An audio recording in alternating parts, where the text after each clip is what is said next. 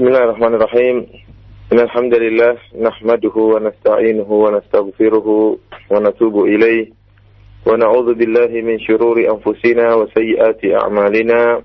May yahdihillahu fala mudilla lahu wa may yudlil fala hadiya lahu.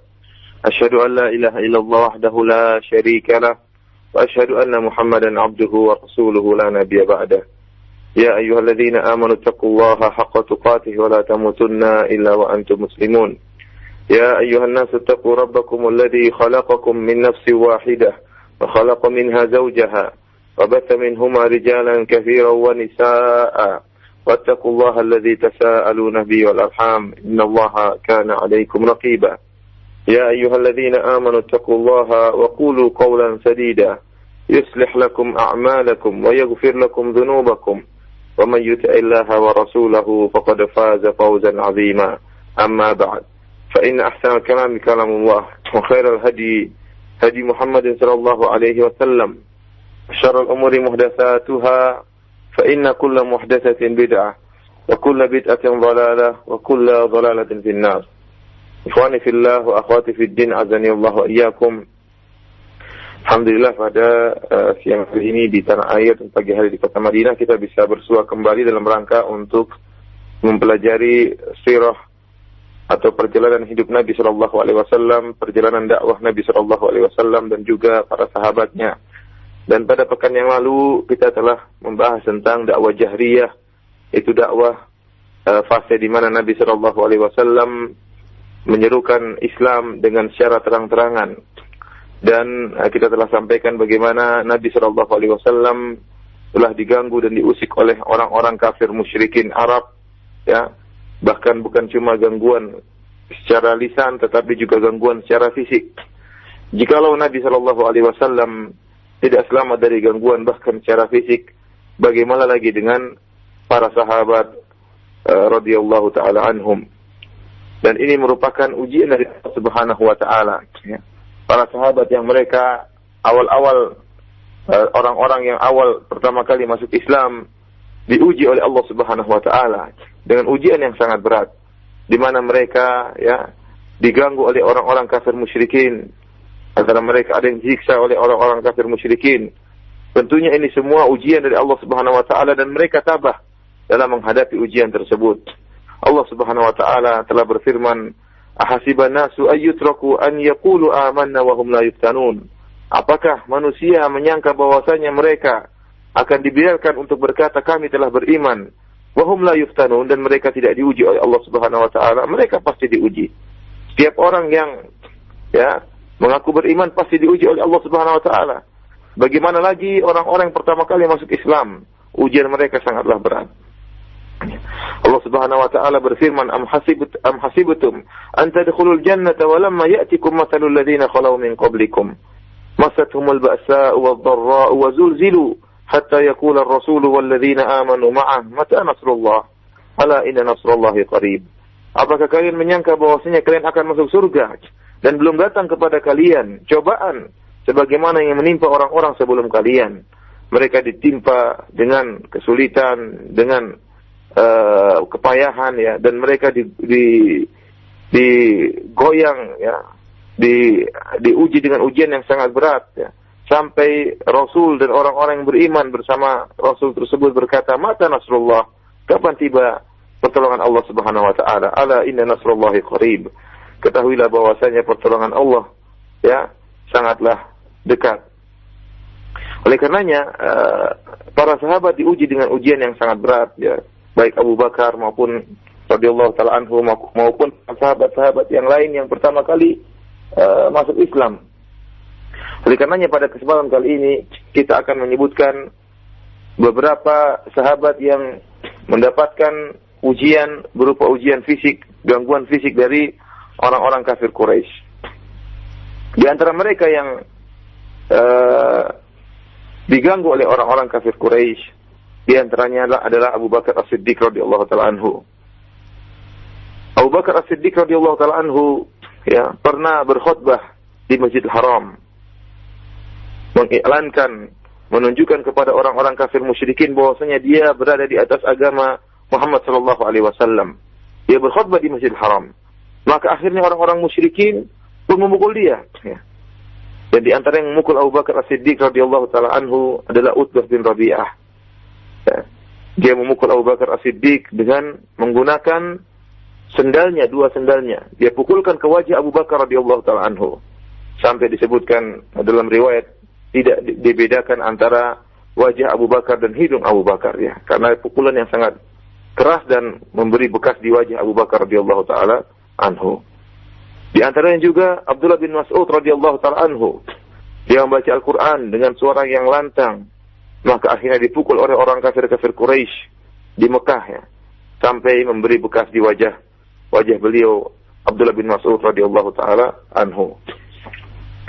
Demikian juga yang sangat parah adalah para budak yang tidak memiliki penolong sama sekali. Dia tahu bahwasanya kalau Rasulullah sallallahu alaihi wasallam dibela oleh pamannya Abu Thalib, kalau Abu Bakar radhiyallahu taala anhu dibela oleh kaumnya, adapun para budak ya seperti Bilal dan yang lainnya tidak ada yang bela mereka, ya. Mereka disiksa dengan siksaan yang sangat berat. Adapun Abu Bakar radhiyallahu taala anhu, ya, disiksa oleh seorang yang kafir yang bernama Umayyah bin Khalaf. Ya. Umayyah bin Khalaf ini meletakkan tali di leher Abu Bakar, di leher Bilal radhiyallahu taala anhu. Kemudian dia berikan kepada anak-anak untuk menarik Bilal. Ya. Maka Bilal pun ditarik oleh anak-anak di kota Mekah dan diputar mengelilingi ya gunung-gunung di kota Mekah. Bayangkan ya, waktu yang sangat panas dan terik, Bilal ditarik, lehernya ditarik oleh anak-anak dan ditarik di gunung-gunung yang ada di kota Mekah. Ya. Kemudian Umayyah bin Khalaf juga menyiksanya dengan siksaan yang lain. Kalau tatkala sudah siang yang sangat terik, yang sangat panas, maka Bilal pun dikeluarkan, ya, kemudian ditidurkan di atas pasir yang sangat panas, kemudian diletakkan di atas badannya batu yang sangat besar, diletakkan di atas dadanya. Kemudian disiksa oleh Umayyah bin Khalaf. Dan dia berkata kepada Bilal, "La tazalu kadzalik hatta tamut atau takfur bi Muhammad." Kau akan demikian terus kondisinya, akan saya siksa terus.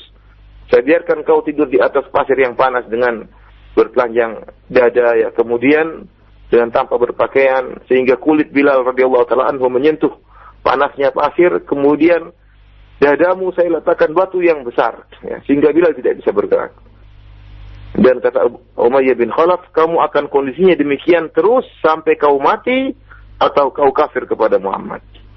Namun Bilal radhiyallahu taala anhu tetap beriman kepada Allah Subhanahu wa taala dan senantiasa berkata ahad, ahad, yaitu menyebut nama Allah Subhanahu wa taala.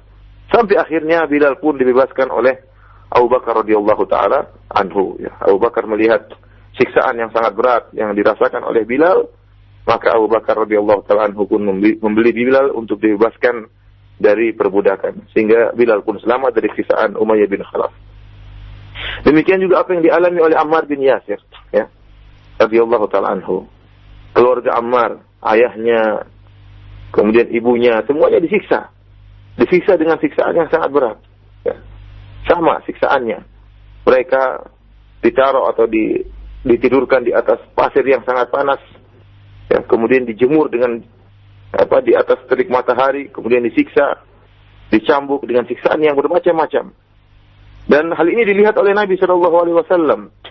Nabi sallallahu alaihi wasallam suatu saat melewati keluarga Ammar, ya, dan Rasulullah sallallahu alaihi wasallam melihat mereka sedang disiksa. Apa yang dilakukan oleh Nabi sallallahu alaihi wasallam? Nabi tatkala itu hanya bisa menasihati mereka untuk bersabar. Kata Nabi sallallahu alaihi wasallam, "Abshiru ala Ammar wa ala Yasir, fa inna mau'idakumul jannah." Ya. Bergembiralah wahai keluarga Ammar, wahai keluarga Yasir. Sungguhnya Allah Subhanahu wa taala menjanjikan bagi kalian surga. Ya. Ayah dari Ammar yaitu Yasir setelah disiksa akhirnya meninggal dunia. Demikian juga Sumayyah, ya, ditusuk oleh Abu Jahal, ya, Fir'aunnya umat ini, ditusuk di hatinya dengan tombak sehingga akhirnya Sumayyah pun meninggal dunia. Dan dia adalah wanita yang pertama yang mati syahid di umat Islam ini, ya. Bahkan disebut dalam riwayat kemaluannya ditusuk oleh Abu Jahal, ya. Abu Jahal, ya, Fir'aun yang sangat biadab, membunuh Sumayyah dengan cara yang sangat bengis. Demikian juga sahabat Khabbab bin al-Arab, ya. Dan dia juga adalah seorang budak, ya. Dia pun disiksa oleh kaum musyrikin dengan bermacam-macam model siksaan. Siksaan yang sangat berat. Ya. Orang-orang musyrikin meletakkan Khabbab bin al-Arab di atas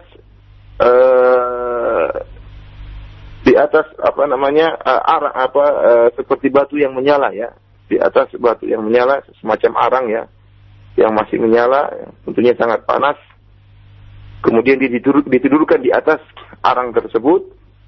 Setelah itu mereka meletakkan batu di atas dadanya, sehingga arang-arang tersebut atau batu yang menyala tersebut tidaklah mati kecuali setelah diletakkan kulit Khabbab bin al-Arab di atasnya, sehingga arang tersebut mati bersamaan dengan terbakarnya kulit dari Khabbab bin al-Arab. Luar biasa ujian yang dihadapi oleh para sahabat. Dan demikian juga sahabat-sahabat yang lain, mereka diuji dengan siksaan yang dilakukan oleh orang-orang musyrikin Arab, ya. Akan tetapi lihatlah bagaimana mereka tetap bersabar dengan ujian yang mereka rasakan. Ikhwani fillah wa akhwati fid din, azanillahu wa iyyakum. Dan disebutkan dalam riwayat, ya, bagaimana Abu Bakar radhiyallahu taala anhu, ya, membeli sebagian budak-budak yang disiksa oleh orang-orang kafir musyrikin Arab. Di antara mereka, ya, adalah Umamah, yaitu ibu dari Bilal bin Rabah radhiyallahu ta'ala anhu.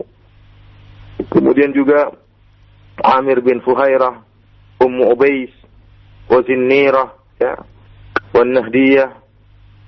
Demikian juga Jariyah bani Adi radhiyallahu ta'ala anhum, yang mereka semua disiksa oleh orang-orang kafir Quraisy. Akhirnya mereka sebelumnya dibeli oleh Abu Bakar radhiyallahu ta'ala anhu. Abu Bakar tatkala itu termasuk orang-orang yang berada dan termasuk orang yang memiliki harta. Jadi dia pun membeli seluruh budak-budak yang disiksa oleh orang-orang kafir dari musyrikin Arab. Sampai-sampai Abu Bakar ditegur oleh ayahnya Abu Quhafah. Ayah Abu Bakar yang tatkala itu masih kafir, ya, menegur anaknya Abu Bakar. Karena Abu Bakar membebaskan budak-budak yang lemah, ya. Ada budak-budak yang kuat, kerja keras, budak-budak yang tubuh mereka kekar dan tegar untuk bekerja keras. Namun Abu Bakar radhiyallahu ta'ala anhu membeli budak-budak yang tubuh mereka tidak kuat, ya. Di antaranya budak-budak wanita dibeli oleh Abu Bakar radhiyallahu ta'ala anhu, di antaranya Bilal. Hari ini ditegur oleh ayahnya Abu Quhafah. Kata dia, ya bunayya, ini araka tu'tiku riqaban dhi'afan. Wahai putraku Abu Bakar, saya melihat engkau membebaskan budak-budak yang lemah. Falau annaka id fa'alta ma fa'alta a'taqta rijalan juludan yamna'unaka wa yaqumuna dunak. Ya. Kata ayahnya, wahai Abu Bakar, kenapa engkau tidak membebaskan? Kalau ingin membebaskan budak, bebaskan budak-budak yang kuat dan bisa membela engkau, yang bisa membantu engkau. Kenapa kau bebaskan budak-budak yang lemah, Bilal dan yang lainnya? Apa kata Abu Bakar radhiyallahu ta'ala anhu? Ya abati, inni innama uridu ma uridu lillahi azza wa jalla. Kata Abu Bakar, wahai ayahku, sungguhnya aku tidak lakukan kecuali apa yang dikehendaki oleh Allah Subhanahu wa taala. Aku lakukan semua ini lillahi azza wa jalla, karena Allah Subhanahu wa taala. Maka turunlah firman Allah Subhanahu wa taala, fa amma man a'ta wattaqa wa saddaqa bil husna fasanuyassiruhu lil yusra. Adapun orang yang berinfak dan bertakwa kepada Allah Subhanahu wa taala, mengeluarkan hartanya, wa saddaqa bil husna, dan membenarkan janji Allah, membenarkan adanya surga, fasanuyassiruhu lil yusra, maka kami akan mudahkan jalannya menuju kemudahan. Inilah janji Allah Subhanahu wa taala kepada Abu Bakar radhiyallahu taala anhu yang telah berkorban, ya, dengan hartanya untuk membebaskan budak-budak yang disiksa oleh orang-orang kafir Quraisy kala itu. Ikhwani fillah, azanillahu wa iyyakum. Inilah, ya, apa yang menimpa para sahabat tatkala Rasulullah sallallahu alaihi wasallam, ya, melakukan dakwah secara terang-terangan. Siksaan demi siksaan mereka rasakan. Namun para sahabat menjalaninya dengan penuh kesabaran. Oleh karenanya ikhwani fillah azanillahu wa iyyakum, lihatlah bagaimana yang menimpa para sahabat. Mereka sangat ingin bisa menampakkan Islam. Mereka sangat ingin bisa menampakkan Islam, namun mereka tidak mampu. Setiap mereka tampakkan Islam, mereka disiksa oleh orang-orang kafir Quraisy. Disiksa oleh orang-orang kafir Quraisy dengan siksaan yang sangat berat. Bayangkan siksaan yang ditimpa oleh Khabbab bin al-Arab, demikian juga Bilal. Ya. Mereka ditidurkan di atas tanah yang panas. Kemudian diletakkan batu yang berat besar di dada mereka, dijemur. Lihat Khabbab bin al-Arab, tubuhnya diletakkan di atas arang sampai arangnya pada mati. Ya. Luar biasa siksaan tersebut. Oleh karenanya, kita alhamdulillah, kita harus mengingat nikmat yang luar biasa yang sedang kita rasakan ini. Dengan sangat mudah kita bisa menjalankan syiar Islam. Dengan sangat mudah kita bisa baca Al-Quran. Kapan saja, di mana saja kita bisa baca Al-Quran. Kita di tanah air membaca Al-Quran di mana saja bisa. Ya, mau di atas bis, mau di mana, di tempat tunggu, di tempat parkir, bisa kita baca Al-Quran. Para sahabat dulu tidak semudah itu. Kita mau sholat dengan mudahnya. Kita ingin dakwah, tidak ada yang larang. Alhamdulillah. Oleh karenanya kita harus ingat bagaimana perjuangan para sahabat. Kalau para sahabat begitu rindu untuk bisa menampakkan Islam, kenapa sebagian kita malu untuk menampakkan Islam? Jadi ini kenyataan. Ikhwani fillah, akhwati fiddin, azanillahu wa iyyakum. Sebagian orang, terutama sebagian para pemuda, ya, mereka malu untuk menampakkan Islam. Seakan-akan mereka di atas kebatilan dan orang-orang sekitarnya di atas kebenaran. Untuk baca Al-Quran di hadapan orang-orang terkadang malu. Untuk menegakkan amar ma'ruf nahi mungkar terkadang malu. Seakan-akan dia di atas kebatilan. Padahal dia di atas kebenaran dan orang-orang sekitar yang di atas kebatilan. Namun kenapa malu untuk menampakkan Islam? Dan kalau dia tampakkan Islam, tidak ada yang menyiksanya. Oleh karenanya ikhwani fillah akhwati fiddin azanillahu wa iyyakum, ya. Kita tatkala diberi kenikmatan oleh Allah Subhanahu wa taala untuk mudah untuk berdakwah, maka tampakkan Islam. Jaharkan Islam. Ya. Ingat firman Allah Subhanahu wa taala, fasda' bima tu'mar. Ya, fasda' bima tu'mar. Kata Allah Subhanahu wa taala, tampakkan dan tegarlah di atas apa yang Allah perintahkan kepada engkau. Kenapa kita malu? Karena memang keyakinan kita kurang. Lihatlah bagaimana para sahabat. Mereka meskipun disiksa, ya, mereka tetap tegar di atas Islam. Dan mereka tetap tampakkan Islam meskipun mereka disiksa oleh orang-orang kafir Quraisy. Demikian juga kalau iman sudah masuk dalam iman dalam hati seorang, maka dia akan tegar. Keyakinannya akan timbul dan dia akan tegar di atas godaan yang ada di hadapan dia. Dan ini sebagaimana yang ditimpa oleh para penyihir di zaman Nabi Musa alaihissalam, para penyihir yang membantu Fir'aun kemudian beriman kepada Allah Subhanahu wa taala, ya. Bagaimana iman mereka, keyakinan mereka sehingga tatkala mereka diancam oleh Fir'aun, mereka tetap tegar di atas keislaman mereka. Padahal sebelumnya, apa yang mereka cari, orang-orang, para penyihir tersebut, mereka mencari kedudukan di sisi Fir'aun. Sebagaimana Allah Subhanahu wa ta'ala menceritakan tentang mereka, falamma ja'a as-saharatu qalu li fir'auna a inna lana la ajran in kunna nahnul ghalibin. Qala na'am wa innakum idzal laminal muqarrabin. Tatkala para penyihir datang menemui Fir'aun, mereka berkata kepada Fir'aun, apakah kami akan mendapatkan ganjaran yang besar, yaitu upah yang besar, jika kami menang melawan si Musa? Apa kata Fir'aun? Naam, benar, kalian akan mendapatkan ganjaran yang besar, mendapatkan upah yang besar. Wa innakum idzal laminal muqarrabin, dan kalian akan mendapatkan kedudukan yang tinggi, akan mendapatkan kedudukan yang dekat dengan aku, kata Fir'aun.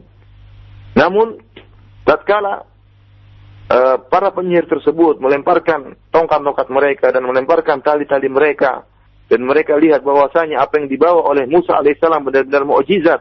Tatkala tongkat Nabi Musa menjadi ular dan makan ular-ular tipuan yang dimiliki oleh para penyihir tersebut, mereka sadar bahwasanya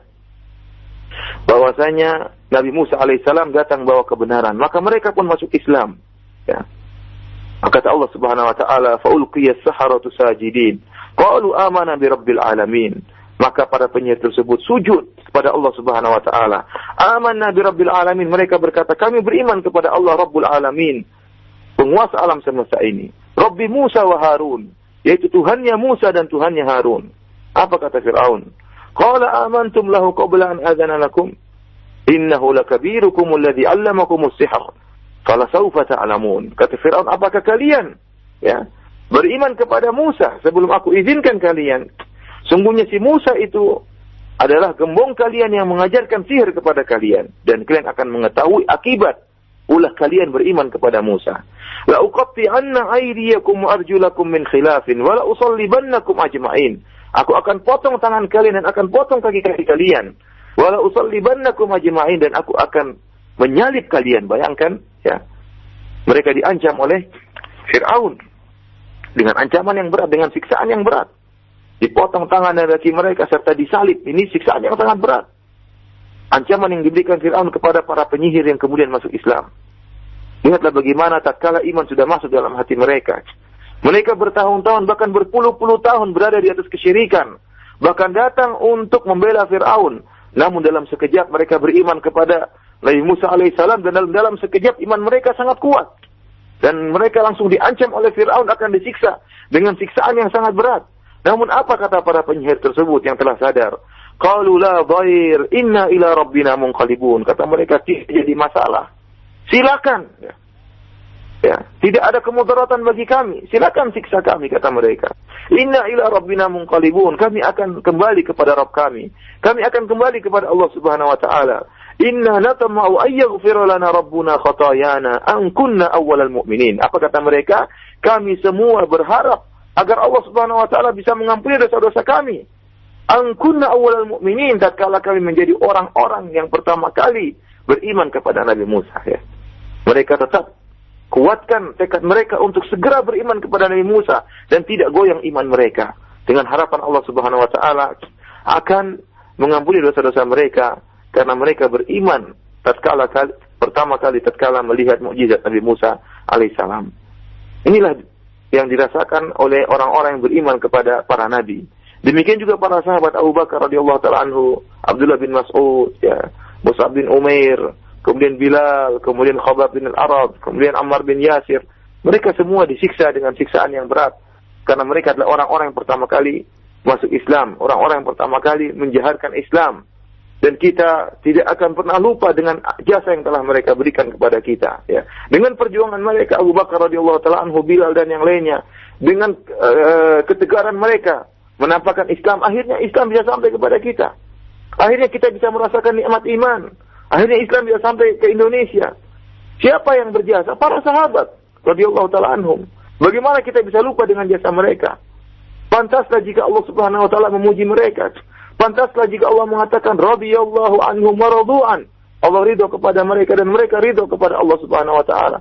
Pantaslah jika Allah Subhanahu wa taala mengatakan kuntum khaira ummatin ukhrijat linnas. Kalian adalah umat terbaik yang pernah dikeluarkan di atas muka bumi ini.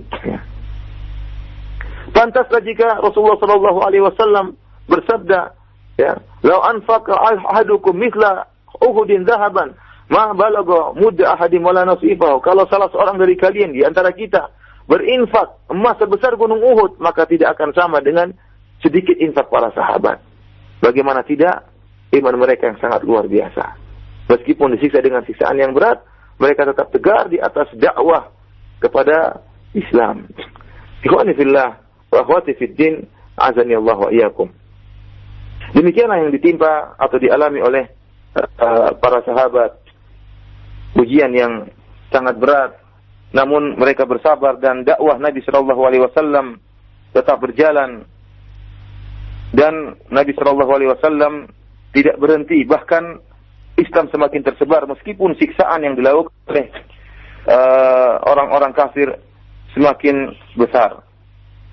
Ikhwani fillah, azanillahu wa iyyakum, tatkala kaum musyrikin melihat bahwasanya metode yang mereka lakukan, baik istihza, mengejek-ngejek Nabi dan para sahabatnya, atau dengan ta'zib, dengan menyiksa para sahabat, ternyata langkah yang mereka lakukan, metode yang mereka lakukan tadi tidak memberhentikan dakwah Nabi sallallahu alaihi wasallam.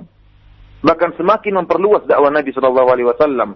Bahkan semakin menambah keimanan dan keyakinan para sahabat. Mereka sadar bahwasanya jalan yang mereka lakukan tidaklah bisa mewujudkan cita-cita mereka.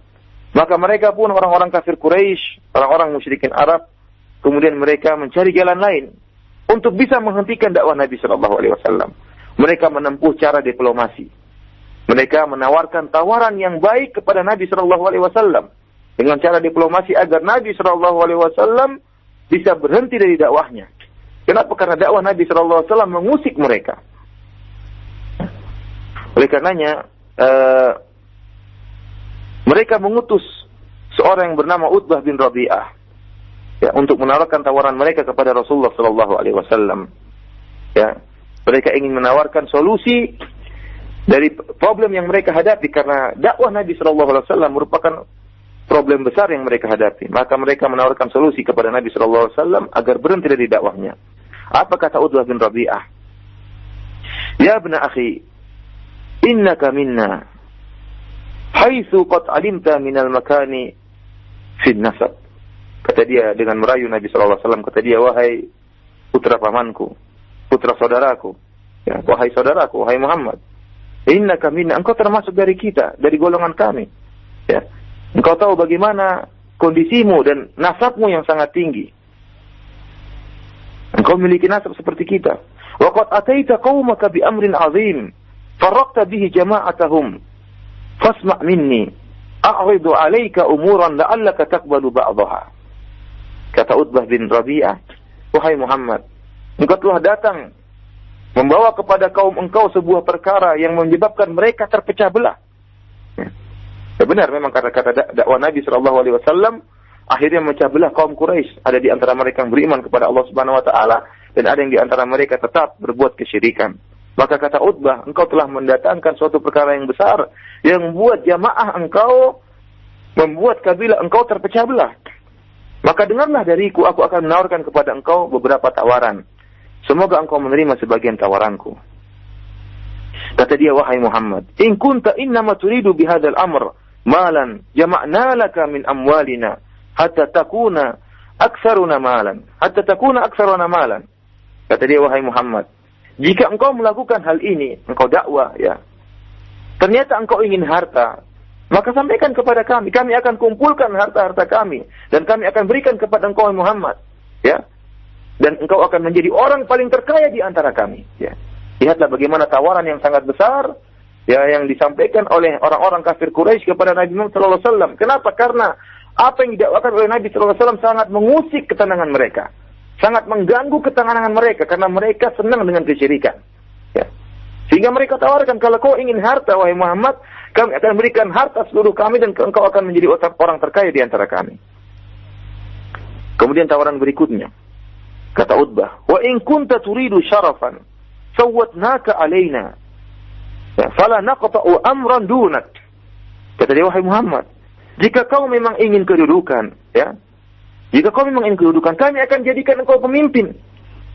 Sawwatna, kami akan jadi engkau pemimpin dan kami tidak akan memutuskan satu perkara pun kecuali dengan izin engkau. Bayangkan tawaran yang luar biasa.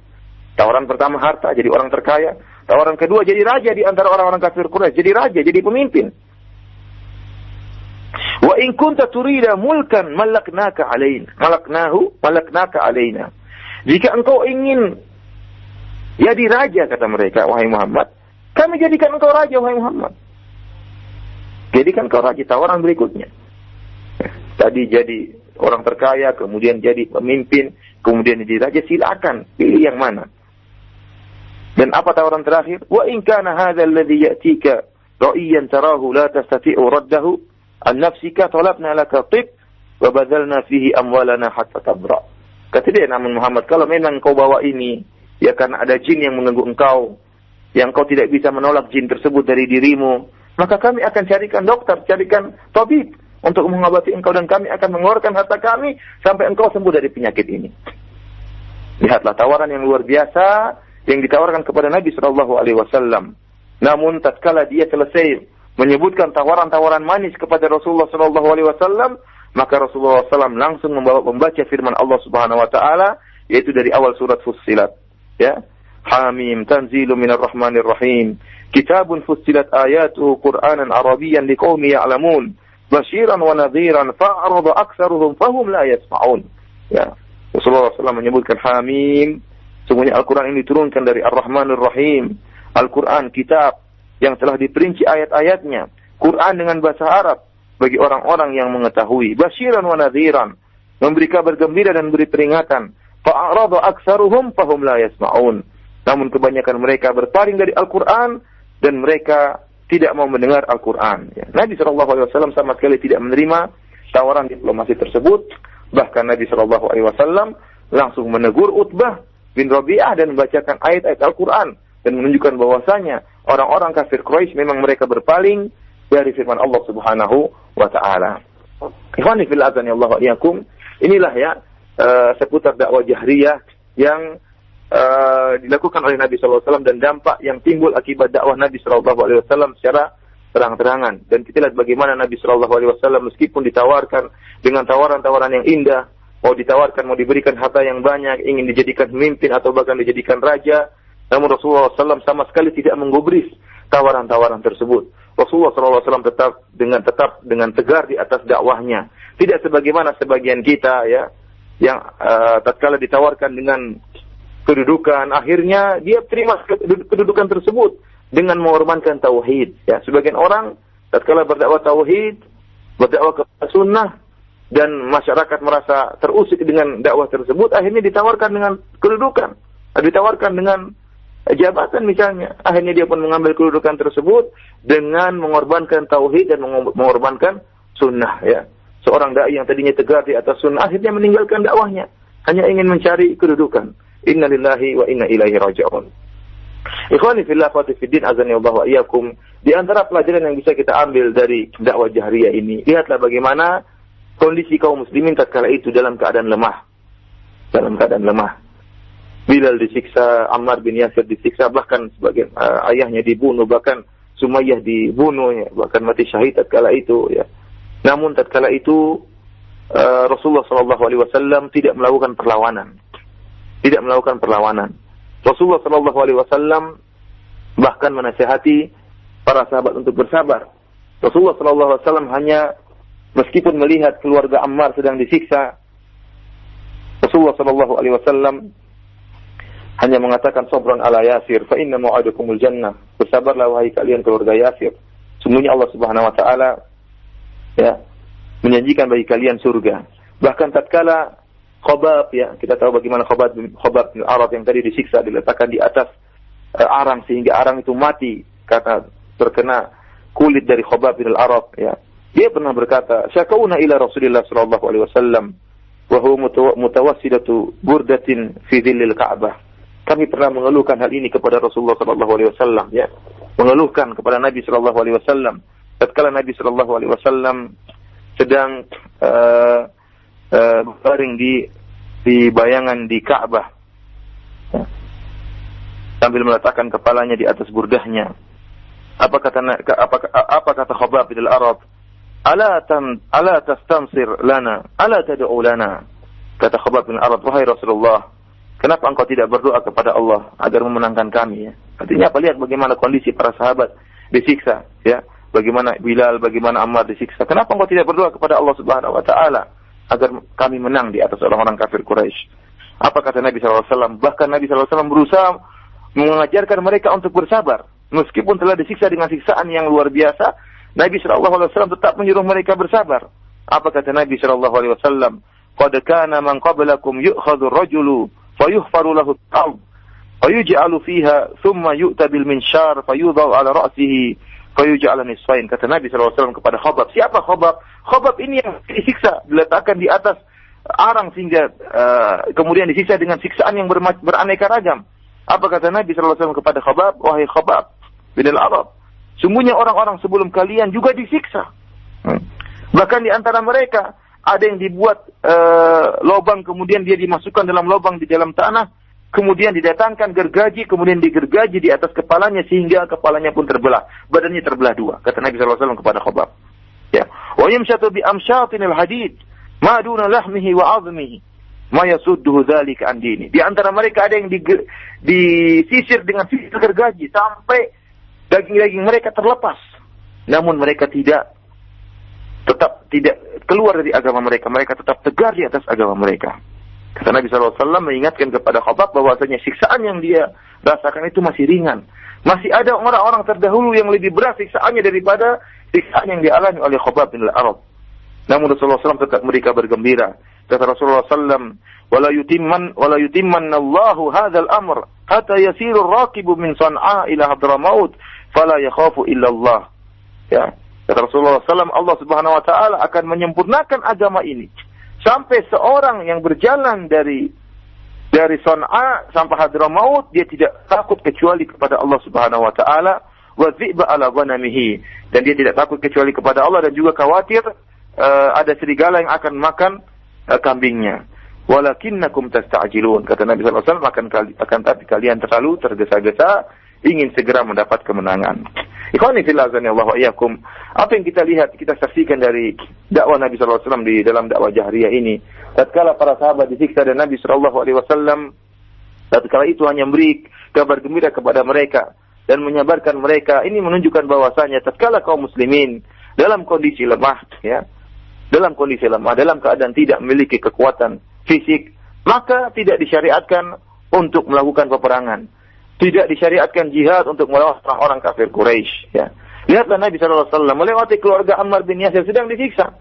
Nabi tidak kemudian melakukan pertolongan. Ya.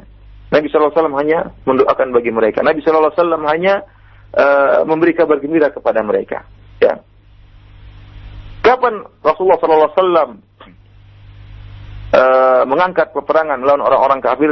Tatkala Rasulullah SAW sudah sampai hijrah ke kota Madinah, tatkala kaum muslimin sudah dalam kondisi kuat, ya, ya, memiliki persenjataan yang cukup, maka Nabi SAW pun mengangkat atau genderang peperangan untuk melawan orang-orang kafir Quraisy. Namun jika dalam keadaan lemah, maka tidak disyariatkan jihad. Oleh karenanya ikhwani fil azanillahu iyakum, merupakan kesalahan yang tersebar di sebagian kaum muslimin tatkala mereka menganggap bahwasanya seakan-akan jihad merupakan rukun Islam atau rukun iman yang harus ada setiap saat. Tidak melihat bagaimana kondisi kaum muslimin sedang dalam keadaan lemah atau dalam keadaan kuat. Sungguhnya dalam Al-Quran ada ayat-ayat sabar dan ada ayat-ayat perang. Ya. Kaum muslimin dan ayat-ayat tersebut tidak saling memansuhkan sebagaimana dijelaskan oleh Syekhul Islam Ibnu Taimiyah dan juga Syekh Utsaimin rahimahullah. Adapun ayat-ayat sabar diamalkan oleh kaum muslimin, ya, tatkala kaum muslimin dalam keadaan lemah. Adapun ayat-ayat jihad, ayat-ayat perang diamalkan oleh kaum muslimin tatkala kaum muslimin dalam keadaan kuat. Dan kenyataan yang ada, kita kaum muslimin sekarang dalam keadaan lemah, ya, dalam keadaan lemah. Ya. Baik dalam kelemahan iman maupun kelemahan fisik. Kaum muslimin iman mereka sangat lemah. Memang benar bahwasanya Allah Subhanahu wa taala, ya, memenangkan kaum muslimin jika iman mereka kuat. Kaum muslimin, para sahabat tidak pernah menang dalam peperangan karena jumlah mereka, tidak pernah karena kekuatan fisik. Kekuatan fisik itu nomor 2. Akan tetapi mereka selalu menang karena pertolongan Allah Subhanahu wa taala, karena keimanan mereka yang sangat luar biasa. Sehingga meskipun jumlah mereka sedikit, mampu untuk mengalahkan orang-orang yang kafir kepada Allah Subhanahu wa taala. Ya. Namun bagaimana dengan kondisi kita sekarang ini? Jangankan kekuatan fisik, kekuatan pun sangat lemah. Masih banyak kaum muslimin yang melakukan praktik riba. Masih banyak kaum muslimin yang terjumus dalam perzinahan. Masih banyak kaum muslimin yang tidak sholat. Ya. Kita saja di tanah air, yang sholat berapa orang? Masjid-masjid kosong. Kemudian yang sholat, di antara mereka yang sholat, berapa persen yang tidak berbuat kesyirikan kepada Allah Subhanahu wa taala? Masih jauh. Hendaknya kita dakwai mereka sampai iman mereka kuat. Jangan kemudian kita menyeru kepada jihad sementara kondisi kaum muslimin seperti ini. Ya. Sementara kondisi kaum muslimin masih jauh daripada Islam, masih jauh daripada iman. Ya, ini dakwah yang keliru seperti ini. Ikhwani fillah wa fiddin azanillah wa iyyakum. Oleh karenanya tatkala kaum muslimin dalam kondisi lemah, maka tidak disyariatkan jihad, karena itu merupakan pembebanan, suatu beban yang tidak mungkin dilakukan oleh kaum muslimin, namun disyaratkan bagi mereka untuk bersabar dan untuk menguatkan keimanan mereka. Demikianlah ikhwani fillah azanillahu wa iyyakum sebagian faedah yang bisa kita ambil dari dakwah jahriyah yang dilakukan oleh Nabi sallallahu alaihi wasallam. Selanjutnya saya kembalikan kepada Akhi Fawaz, kalau ada yang bertanya atau kurang jelas bisa ditanyakan. Wallahu taala alam.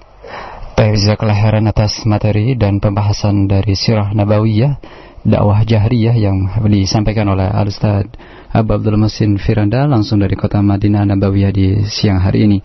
Tapi Ustaz, kami angkat untuk yang pertama dari penelpon kita di kesempatan siang hari ini. Halo. Halo, Assalamualaikum Ustaz. Waalaikumsalam warahmatullahi wabarakatuh. Silakan. Saya ingin bertanya.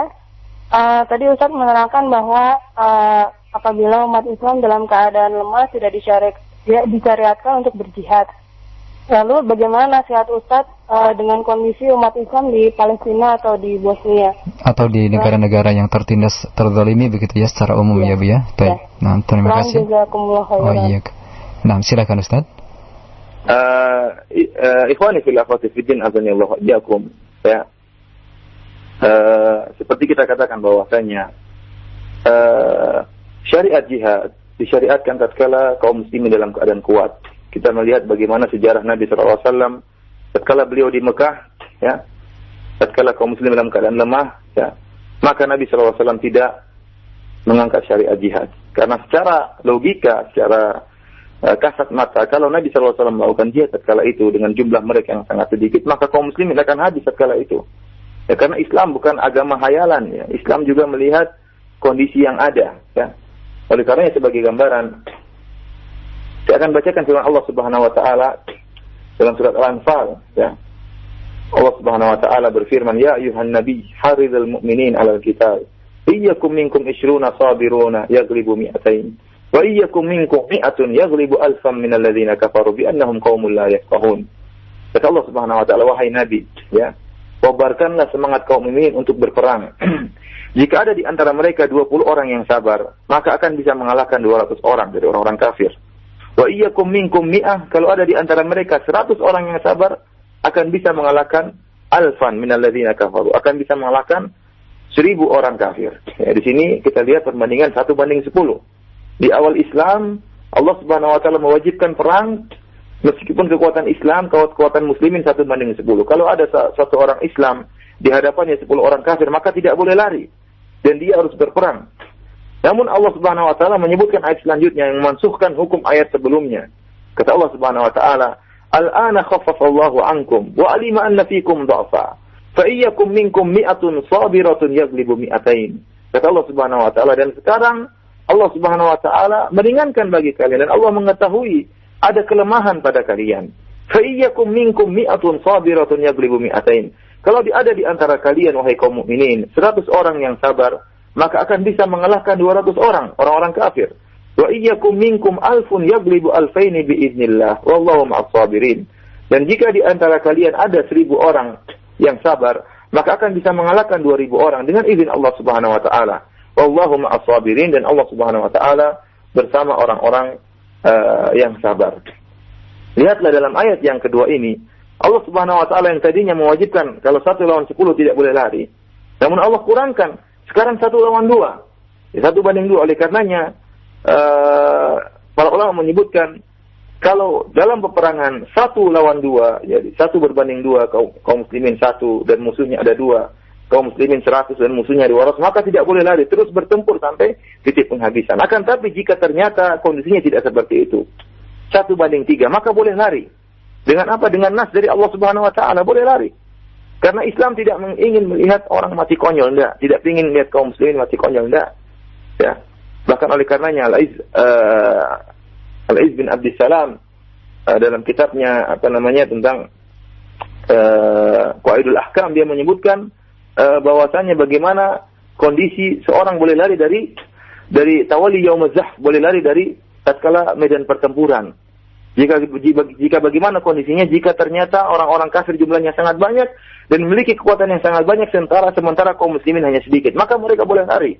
Ya, karena tidak ada faedahnya. Ya, tidak ada faedahnya. Islam tidak ingin kaum muslimin mati dalam keadaan mati konyol dan tidak memberi nikayah, tidak memberi perlawanan kepada orang-orang kafir. Adapun jika musuh itu 1:2, maka boleh lari. Maka tidak boleh lari. Di sini ikhwani fil akhwati fiddin azanillahu iyyakum, jelas bahwasanya syariat juga melihat kekuatan fisik.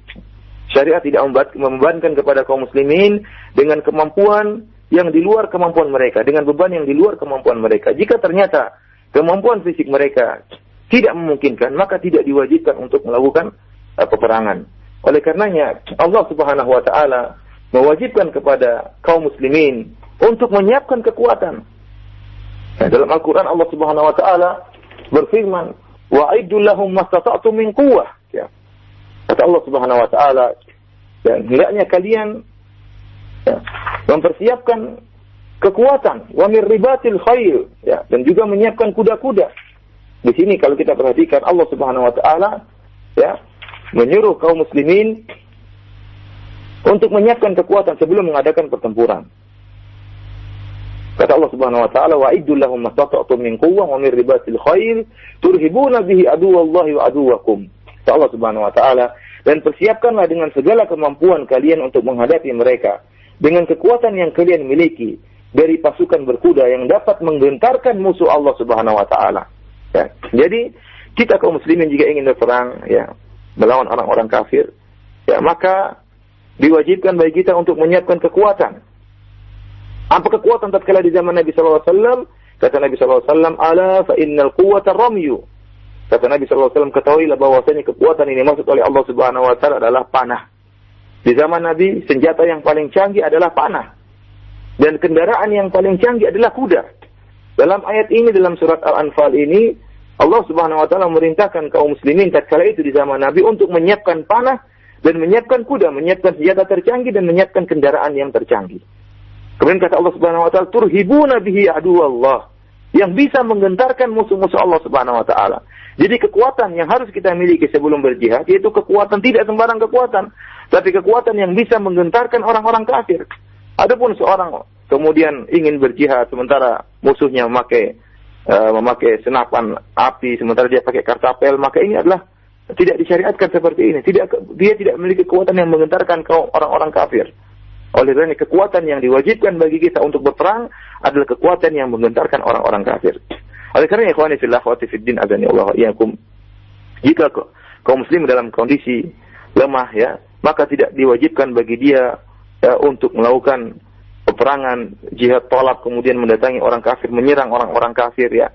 Berbeda dengan kondisi kaum muslimin, jika dia memang kemudian ingin dibunuh, dia boleh melakukan perlawanan dimanapun dia berada, meskipun dalam kondisi lemah. Dia berhak untuk membela dirinya. Tapi pembicaraan kita tentang kondisi kaum muslimin yang kemudian mengangkat genderang peperangan, menyerang orang-orang kafir, ya, padahal mereka tidak disiksa misalnya, atau tidak diusik misalnya. Sekarang saya kasih gambaran kepada para pendengar sekalian, ya.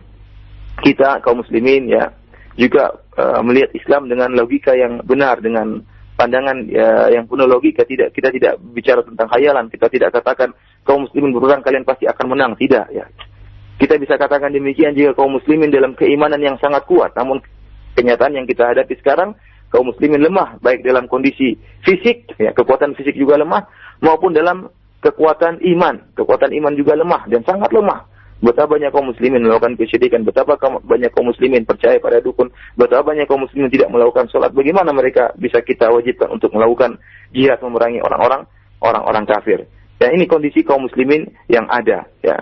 Kemudian ternyata kekuatan fisik juga tidak dimiliki, ya. Kalau memang ternyata kalau kita melakukan gangguan atau menyerang sebagian orang kafir, itu bisa mengakibatkan kemudaratan yang sangat besar, maka tidak disyariatkan. Misalnya ada orang kafir datang kepada kita, kemudian melakukan kerusakan, dan sebenarnya kita mampu untuk membunuh orang kafir tersebut, meskipun 2 atau 3 orang kita mampu untuk bunuh. Namun jika ternyata dikhawatirkan akan terjadi peperangan yang besar-besaran, sehingga datang kekuatan mereka yang sangat besar, sehingga menghancurkan kaum muslimin seluruhnya, maka tidak disyariatkan, karena Islam memandang maslahat dan mudarat. Ingat bahwasanya hukum Islam dibangun di atas maslahat dan mudarat. Oleh karenanya Nabi Shallallahu Alaihi Wasallam, ya, bahkan tidak menegakkan hukum had kepada sebagian orang-orang kafir di zaman Nabi Shallallahu Alaihi Wasallam. Ya, tatkala ada Dzul Khuwaisirah, tatkala Nabi Shallallahu Alaihi Wasallam membagikan ghanimah, apa kata Dzul Khuwaisirah, seorang Khawarij? Dia mengatakan, "I'dil ya Muhammad, bersikaplah adil wahai Muhammad dalam bagi ghanimah." Kata para ulama, inilah kekufuran. Orang ini murtad tatkala mengatakan Muhammad tidak adil. Sampai sebagian sahabat mengatakan, "Ya Rasulullah, da'ni adribu unuqa hadzal rajul." Wahai Rasulullah, biarkan saya bunuh. Saya penggal kepala orang ini. Kata Rasulullah, jangan. Padahal disyariatkan untuk membunuh orang yang murtad tatkala itu. Namun ada maslahat lain yang dilihat oleh Nabi sallallahu alaihi wasallam. Nabi tidak ingin orang-orang akan mengatakan bahwasanya Muhammad telah membunuh para sahabatnya. Ya. Muhammad telah membunuh para sahabatnya. Itu mudarat yang besar. Sehingga Nabi SAW akhirnya meninggalkan syariat had ini karena ada maslahat. Demikian juga tatkala banyak orang-orang munafik yang mengatakan bahwasanya jika mereka datang ke Madinah, la yukhrijanna al-'azzu minna al-azal, bahwasanya orang-orang yang kuat di antara kami akan mengeluarkan orang yang lemah. Itu penghinaan kepada Nabi. Siapa yang mengatakan demikian? Orang-orang munafik, di antaranya Abdullah bin Salul, ya, bahwasanya dia menghina Nabi SAW dengan mengatakan Nabi adalah orang yang lemah. Dan ini merupakan kekufuran. Namun Nabi SAW tidak menegakkan had. Nabi SAW tidak membunuh orang-orang munafik, meskipun Rasulullah tahu itu orang munafik. Kenapa? Karena ada maslahat yang lebih besar. Ya, kalau seandainya orang Abdullah bin Ubay bin Salul tersebut dibunuh, maka akan timbul kemudaratan, yaitu orang-orang akan mengatakan bahwasanya Rasulullah SAW telah membunuh para sahabatnya. Demikian juga yang dialami oleh Nabi SAW tatkala di fase dakwah jahriyah, tatkala para sahabat disiksa, Nabi SAW hanya mengatakan bersabar. Kenapa? Karena kalau Rasulullah mengadakan peperangan, maka bisa jadi kaum muslimin akan binasa seluruhnya tatkala itu. Dan Islam dibangun di atas maslahat dan mudarat. Oleh karenanya, kasus apapun, dimanapun adanya, di negara manapun, kita kembalikan kepada para ulama, ya, karena mereka yang lebih bisa melihat antara maslahat dan mudarat, ya. Kemudian juga melihat bagaimana kondisi muslimin dan kondisi pemerintahnya, apakah mereka memiliki kekuatan, dan itu butuh penelitian yang panjang dan dikembalikan kepada orang-orang yang berilmu tentang masalah ini, yaitu para ulama dan juga pemerintahnya itu sendiri. Adapun setiap kita bicara, setiap kita memberi hukum, maka tidak ada faedahnya dan tidak akan bisa melakukan gerakan apapun. Wallahu ta'ala alam bisawab. Jazakallah khairan atas jawaban yang detail tadi. Kami lanjutkan dengan pertanyaan dari Pak Abdullah di Cikarang yang berikut ini. Halo Pak. Halo, Assalamualaikum. Waalaikumsalam warahmatullahi. Silakan Bapak. Ustaz, mengenai masalah dakwah ini, ana mau nasihat antum. Insyaallah sebentar lagi kita musim mudik lebaran ini. Biasanya kalau di kampung kami disuruh untuk khutbah atau mengisi kajian.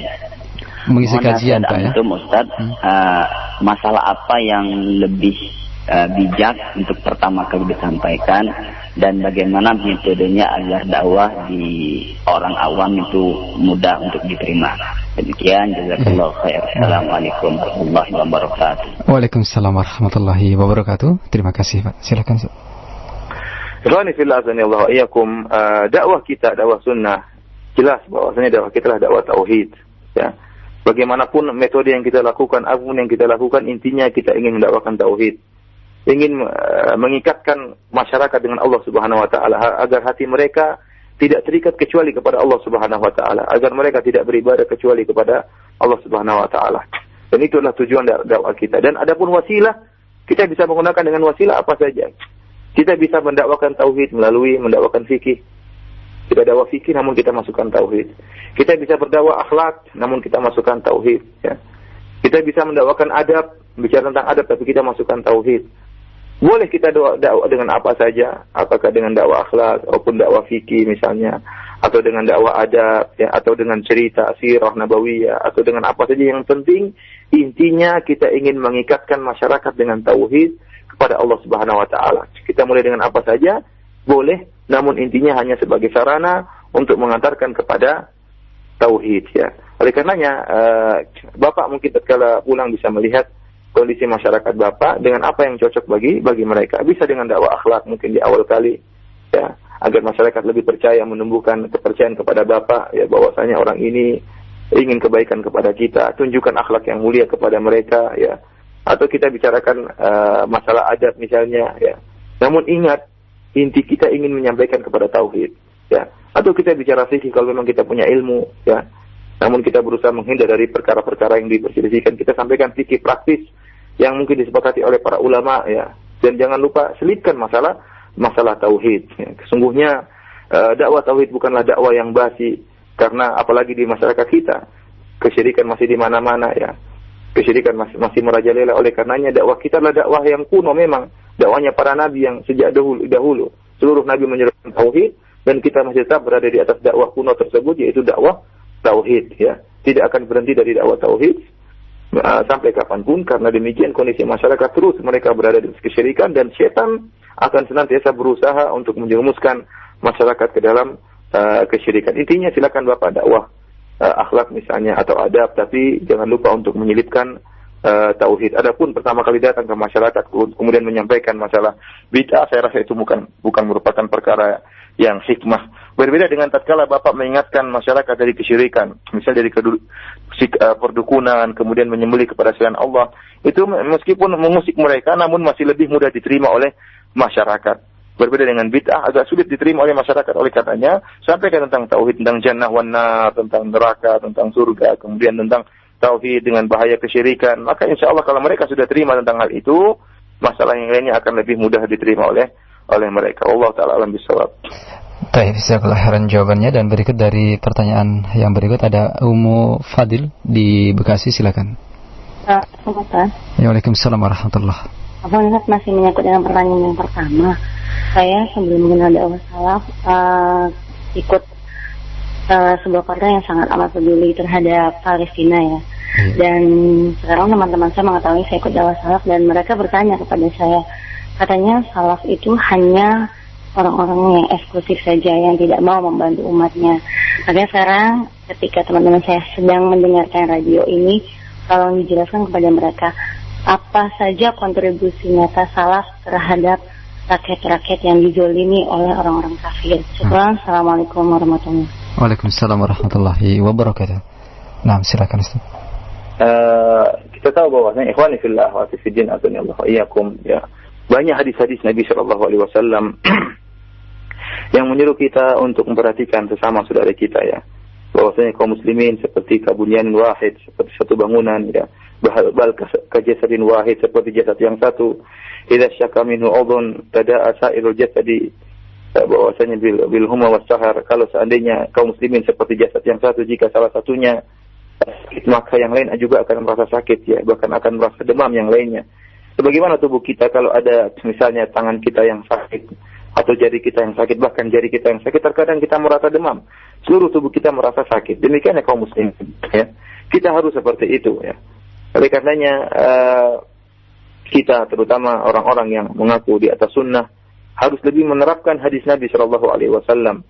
Tatkala sebagian saudara kita, ya, baik di Pakistan, baik ditindas dengan oleh orang-orang kafir, atau misalnya terkena musibah, bencana alam, ya, apapun yang menimpa saudara-saudara kita, maka kita yang paling peduli daripada yang lainnya. Harusnya seperti itu kita tanamkan. Alhamdulillah ya. Saya kurang tahu tentang apa yang ada di Indonesia ya, bagaimana para teman-teman kita ya, kontribusi mereka terhadap saudara-saudara kita yang mengalami kesulitan ya, baik di tanah air maupun di luar negeri.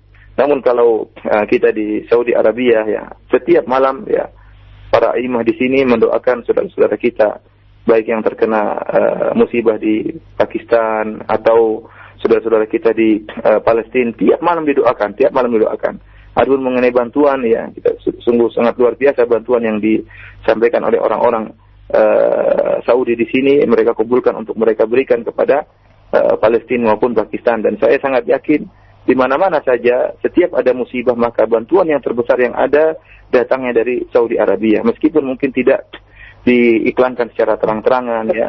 Tidak membutuhkan adanya ekspos seperti itu saja. Ya, tidak perlu adanya ekspos. Mungkin mereka tidak iklankan, tapi bantuan itu jalan. Dan bahkan yang paling besar dari Saudi dimanapun, bahkan kita di tanah air pun yang sangat membantu di Saudi Arabia. Bahkan saya sempat pernah bertemu tatkala terjadi tsunami. Sebagian orang-orang Saudi berkata, bagaimana tentang tsunami? Apakah orang-orang yang sudah terkena musibah sudah bangun rumah, masing-masing ada rumahnya? Saya bilang, wah, kenyataannya tidak seperti itu. Ya. Mereka bilang bantuan yang kami serahkan sangat besar. Allah alam tentang kebenaran perkataannya. Namun demikian memang ma'ruf di mana-mana, kita tahu bahwasanya tentang pondok-pondok, kemudian anak-anak yatim, kemudian kalau ada bencana alam, bantuan yang paling besar adalah dari Arab Saudi, meskipun tidak diekspos di mana-mana. Kemudian yang sangat penting bagi kita di tanah air, kita harus membantu saudara-saudara kita. Namun ingat jalur bantuan tersebut harus serahkan kepada orang yang amanah. Apakah bantuan tersebut sampai atau tidak, kita harus berusaha mencari orang amanah yang bisa menyalurkan bantuan tersebut. kepada saudara-saudara kita baik di Palestina maupun di Pakistan atau di Kashmir atau yang lainnya. Dan jangan lupa kalau memang kita tidak memiliki harta, kita doakan mereka ya. Jangan pelit dengan doa. Kalau kita sudah pelit dengan harta, jangan pelit untuk berdoa kepada Allah Subhanahu wa taala, menangis ya, minta agar Allah Subhanahu wa taala membantu mereka. Kita coba bayangkan kalau kita jadi mereka. Bayangkan kalau kita jadi mereka, ayah kita dibunuh, ibu kita dibunuh, atau tatkala kita terkena gempa atau terkena banjir misalnya, terkena musibah, tentunya kita akan sangat membutuhkan bantuan.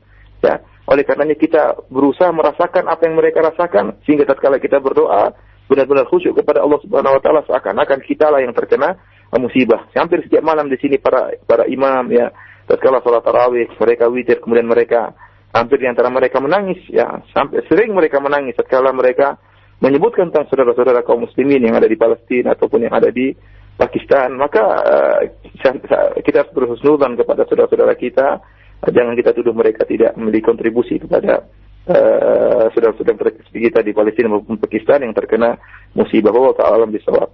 Nah, jazakallahu khairan jawaban Ustaz, dan kami angkat yang berikutnya dari penelpon kembali di 0218236543. Halo. Waalaikumsalam warahmatullahi. Silakan Ibu. Saya Bu Nur dari Bintaro. Silakan. Assalamualaikum Ustaz. Waalaikumsalam warahmatullahi. Oh Ustaz, saya ini kan prihatin sekali. Punya anak 2. Kalau diberitahu itu selalu melawan. Saya tuh takut sekali Ustaz. Kalau dikasih tahu semakin melawan, lebih baik saya diam atau bagaimana ya Ustaz? Terima kasih. Usianya berapa Bu? Halo, usianya berapa anak-anaknya? Yang 120, sudah dewasa 19. Ya? Semuanya perempuan Ustaz. Terima kasih. Assalamualaikum. Waalaikumsalam warahmatullahi wabarakatuh. Silakan Ustaz. Ikhwani fil akhwati fid din, azanillahu wa iyyakum. Dakwah terus berjalan, nasihat terus disampaikan. Meskipun ya anak kita mungkin melawan, mungkin anak kita kemudian membangkang, kita bersabar. Dan jangan sampai kita putus asa, kalau gitu saya tidak usah berdakwah, enggak. Namun seperti saya sering sampaikan kepada ikhwas sekalian, pilih waktu yang pas. Jika anak kita mulai membangkang, kita berhenti dulu. Kita tunggu waktu yang pas. Kita kasih hadiah atau waktu yang pas. Kita ajak lagi dakwah, kita ajak renungkan. Tunjukkan bahwasanya kita sangat sayang kepada mereka. Dan jangan lupa untuk terus berdoa kepada Allah Subhanahu wa taala. Terus berdoa kepada Allah Subhanahu wa taala. Sungguhnya dakwah orang tua sangat dikabulkan, terutama seorang ibu kepada anaknya sangat dikabulkan, tidak akan ditolak oleh Allah Subhanahu wa taala. Cepat atau lambat Allah akan mengabulkan doa kita sebagai orang tua. Saya pernah dengar ceramah di Idaatul Quran, di radio Al-Quran di Saudi Arabia, tentang seorang lelaki yang dia kemudian bercerita 15 tahun dia mengkonsumsi narkoba ya. Dan ibunya selalu menegurnya selama 15 tahun. Dan dia tidak pernah berhenti, terus mengkonsumsi narkoba. Sampai akhirnya ibunya berdoa di hari Jumat ya. Di hari Jumat tatkala itu waktu ijabah, waktu terkabulnya doa. Setelah asar maka ibunya berdoa kepada Allah Subhanahu wa taala. Berdoa dengan doa yang sangat sungguh-sungguh, yang keluar dari lubuk hati yang sangat dalam. Bahkan di antara doanya sang ibu berkata, ya Allah ya, selamatkanlah anakku ya Allah ya. Karena dia sekarang berada di atas kemaksiatan. Dan jika memang anak saya tidak bisa berhenti, biarkanlah dia berhenti dari kemaksiatan tersebut ya Allah. Artinya apa? Ambillah nyawa anak saya. Sampai ibu itu saking sedihnya berdoa seperti itu ya. Jangan biarkan dia terus tenggelam dalam kemaksiatan ya Allah. Alhamdulillah setelah itu Allah Subhanahu wa taala kabulkan doa ibu ini ya. Berdoa kepada Allah di pilih waktu yang tepat. Setelah 15 tahun berdoa terus menerus, baru anak ini kemudian sadar. Kapan sadarnya? Setelah 15 tahun berhenti dari narkoba. Ya. Setelah itu dia tanya kepada ibunya. Ini cerita, saya pun tanya kepada ibu saya, apa kok tiba-tiba saya bisa berhenti? Apa yang ibu lakukan? Ternyata ibunya cerita, saya berdoa tatkala itu. Terakhir saya berdoa hari Jumat setelah asar, minta kepada Allah Subhanahu wa taala agar kamu berhenti. Dan alhamdulillah Allah Subhanahu wa taala kabulkan doa saya. Oleh karenanya doa merupakan silahul mukmin, senjata seorang mukmin. Jika kita sudah berusaha menasihati dengan sebaik-baiknya, dengan milih waktu yang tepat, dengan metode yang bermacam-macam, tidak juga berhasil, maka tinggal doa yang bisa kita panjatkan kepada Allah Subhanahu wa taala. Dan jangan sampai kita putus asa.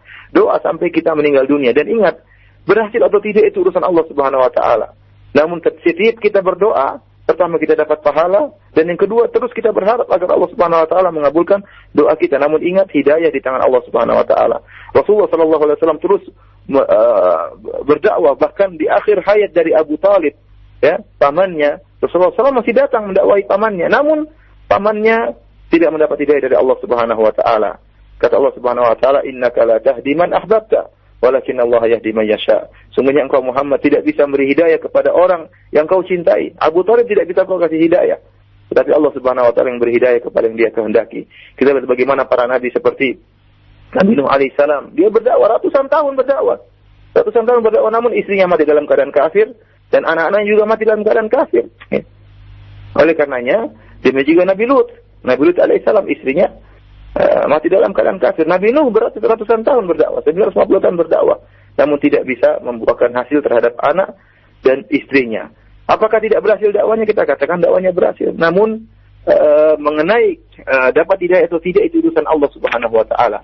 Jadi yang ibu bisa lakukan hanyalah berdakwah, memilih waktu yang tepat, kemudian jangan terus-menerus enggak, tapi kalau sudah kelihatan anak kita mulai melawan, berhenti, cari waktu yang lain lagi, kemudian dakwahi lagi, ajak berpikir 4 mata, berbicara 4 mata, ajak merenungkan. Kalau bisa tulis surat kepada anak kita, tunjukkan bagaimana keinginan hati kita agar anak kita mau dapat hidayah. Tulis surat, terutama anak kita tatkala jauh dari kita. Terkadang surat itu lebih mengena daripada ucapan langsung dari kita. Dan yang penting adalah berdoa kepada Allah Subhanahu wa taala. Selanjutnya kita serahkan segala urusan dan kita tawakal kepada Allah Subhanahu wa taala yang membolak-balikkan hati manusia. Allah taala bisa. Baik Ustaz, satu pertanyaan terakhir di siang hari saja dari pendengar kita, Saudari Dian di Jakarta. Ya Ustaz, saya adalah seorang muslimah yang alhamdulillah baru mengenal dakwah ini. Ketika saya ingin berhijrah dalam memahami Islam yang hak ini, banyak sekali yang harus saya perbaiki. Yang jadi pertanyaan saya, mana yang harus saya dahulukan? Berilmu yang banyak terlebih dahulu, ataukah memperbaiki penampilan dengan berhijab yang syar'i, baru kemudian berilmu? Kadang banyak di antara kaum muslimin yang memiliki penilaian untuk apa berpakaian syar'i sementara ilmu keagamaannya kurang. Jazakallahu khairan ya Ustaz. Ikhwani fillah akhwati fiddin azanillahu iyyakum. Kalau kita bilang kita harus berilmu dahulu baru beramal secara sempurna ilmu kita, maka tidak mungkin ya. Siapa yang bisa beramal? Siapa yang ilmunya sempurna? Ustaz pun ilmunya tidak sempurna. Terus bagaimana kalau kita harus beramal menunggu ilmu kita sempurna? Enggak. Yang jelas kita beramal setelah memiliki ilmu yang kita dapati, kita amalkan sambil mencari ilmu yang lain.